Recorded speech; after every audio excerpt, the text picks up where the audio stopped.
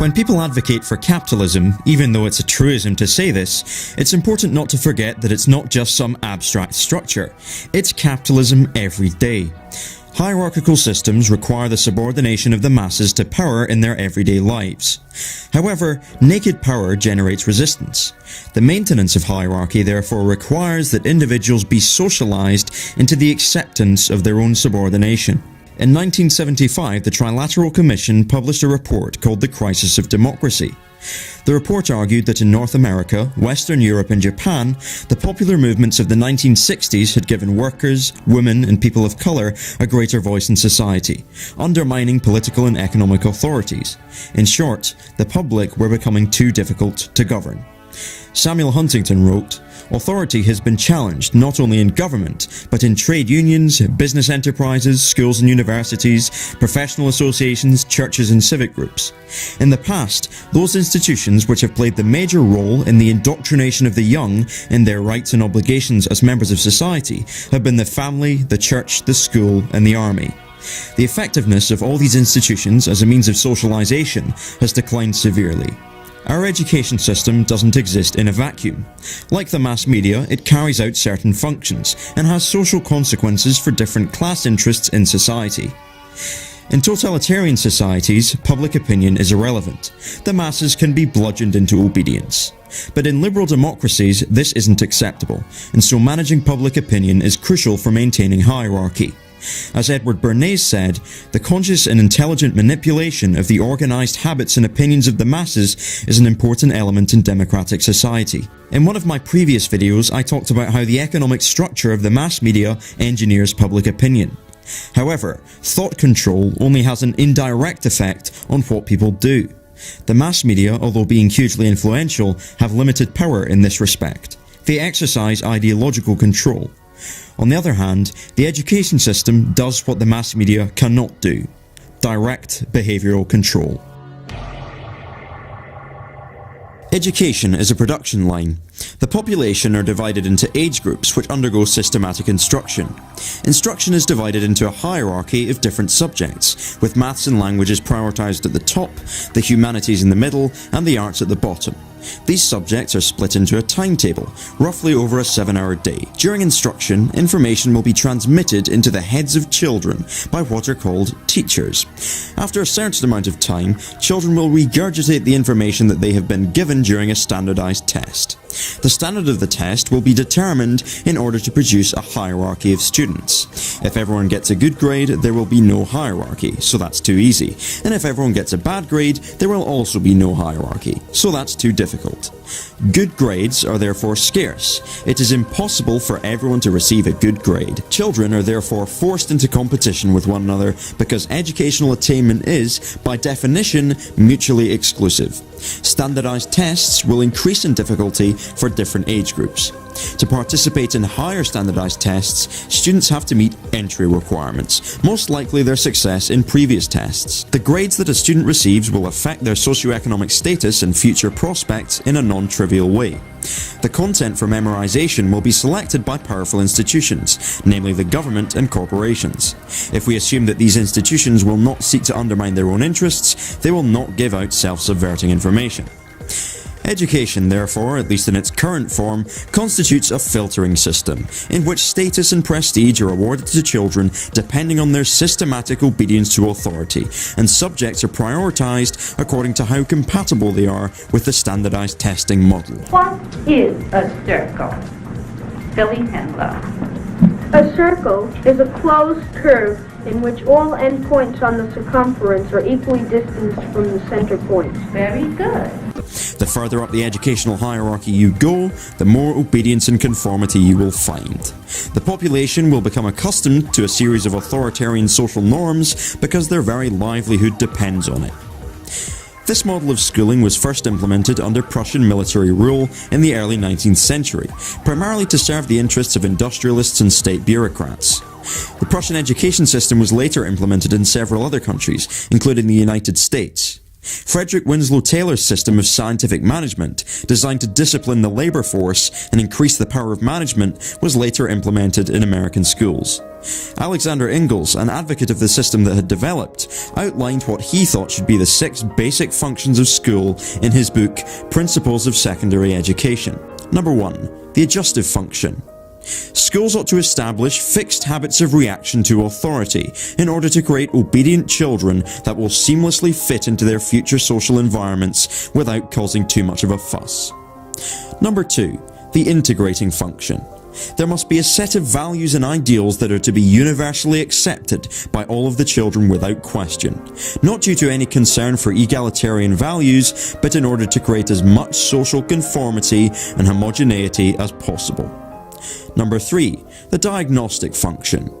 The work of individuals must be logged mathematically, and schools ought to determine the social roles of children in the future and direct them towards the desired ends. Number 4. The differentiating function. Outside of the shared set of values and ideals, differences between students must be accentuated as much as possible, not to celebrate their individuality, but to prepare them for the economic purpose of carrying out highly specialized labor. This does not conflict with conformity and obedience, but goes hand in hand with it. Number 5. The selective function. The schools should essentially carry out social Darwinism by identifying and, quote, eliminating those individuals who are unable to meet the demands set due to their so-called native capacities, and rewarding people who can demonstrate obedience more effectively.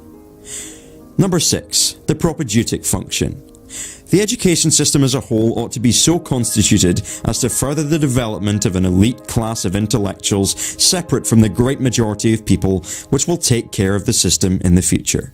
You can perhaps see how the model of standardized testing for obedience in tightly divided subjects in order to create a hierarchy of students serves these functions remarkably well. It forces people into the position of manipulable tools in the machine, weeds out those people who might think too much and cause a crisis of democracy, and helps to create a generally conformist and docile labour force that will obediently bend to the will of their capitalist masters. As George Carlin said, governments and corporations don't want a well-informed population of citizens capable of critical thinking. They want obedient workers. Obedient workers. Johann Fichte, a proponent of the Prussian system, said that the higher classes constitute the mind of the single large whole of humanity, the lower classes constitute its limbs. The vast majority of people are not supposed to do any thinking, they're supposed to execute the demands of an elite minority. The masses must be dumbed down and told what to think. Fichte believed that education should completely destroy free will. He said that the schools must fashion the person and fashion him in such a way that he simply cannot will otherwise than what you wish him to will. Let's consider some other implications of our education system. Other than the minimal knowledge required to generate people who are just smart enough to run the machines and do the paperwork, as Carlin said, what little lessons can we expect the average child to acquire as they are being shipped along the educational production line? John Taylor Gatto listed 7. Number 1. Confusion. Throughout the school day, rather than tailoring to the needs of individuals, children will not have any control over the periods of time they spend on a given subject. This ensures that significant numbers of people will not be given adequate time to digest the information being transmitted to them at their own pace, helping to foster the creation of a bewildered herd with little to no idea of what the fuck is going on. Number 2. Indifference. The children will understand that what's called learning is about assuming the position of an empty receptacle into which unquestionable absolute truth is poured, and that this process can be turned on and off like a light switch, as well as merely being a means to achieving so-called good grades. The schools should generate indifference to anything that could remotely be described as real learning. The schools are factories for creating systemic ignorance. Number 3. Class position. Members of the working class should be well aware that the education system is not designed for them, but in fact serves the strategic and economic interests of corporate and state bureaucrats. As they are moved along the conveyor belt, the people should know their place and understand that it's there to provide an obedient workforce that can be disciplined and controlled by managers with a minimum amount of hassle. Number 4. Emotional dependency. The children should become emotionally dependent on so-called positive reinforcements, a term originally coined when training lab rats, I should note, such as a pat on the head, a smile, an A+, or any other kind of reward from above. In other words, doggy biscuit bribes to make children follow instructions. The reason for this is to train and socialize the children to embrace behaviorist methods of control, techniques originally tested on animals to get children to stop doing what you don't want them to do and start doing what you do want them to do. So the bird isn't acting independently. Its behavior is shaped by controlling its environment. Number 5. Intellectual dependency. Children will be socialized to believe that authority is the ultimate source of unquestionable truth. Children are to be put into an atmosphere in which questioning authority is the worst thing you can do, even if the authority makes an incorrect statement. It's not about truth, it's about obedience, and truth is only valuable insofar as it fosters obedience. Indeed, a far better test of intellectual dependency is to get children to believe anything that an authority says, even if it's totally stupid. Number 6. Provisional self-esteem. Children will be constantly beaten over the head with the idea of so-called mutual respect. This gives the impression of a mutually beneficial situation, but in reality the idea of so-called mutual respect is basically a device used to explain to the children that they will be respected not in the Kantian sense of respecting them as human beings, but only insofar as they do what is asked of them and demonstrate obedience. Respect means that children must ask for permission to go to the toilet. It means veneration of authority and degradation of the individual. Number 7. The impossibility of hiding. Children are to be made to feel utterly powerless. Every single piece of work they produce and everything they do must be subjected to constant and systematic surveillance, examination and evaluation, while so-called progress must be logged in cumulative records. The fact that they are being watched all the time should help to make the children feel as small as possible and understand that their ultimate purpose in life is to assume the position of minuscule objects, to be placed under the absolute control of people with more power and status than them. By now it should be fairly apparent that the education system has very little at all to do with learning. It's about making children internalize authoritarian social norms and behavioral patterns and understand their position in the hierarchical society and training people to be mindless corporate slaves. It's about establishing to young children that there is a right way to do things and a wrong way to do things, and manufacturing a general culture of obedience and conformity. That's what the educational structure is for. The education system assumes this function because this is what best serves the interests of centralized concentrations of political and economic power. Any form of organization based on authoritarian institutions controlling the means of production requires the creation and maintenance of an obedient labor force that will spend their working lives taking orders from people. So why would education be structured in any other way? Education looks the way it does because the disgusting system we have requires it. From the very beginning, it was built by and for elites, not to benevolently provide people with knowledge.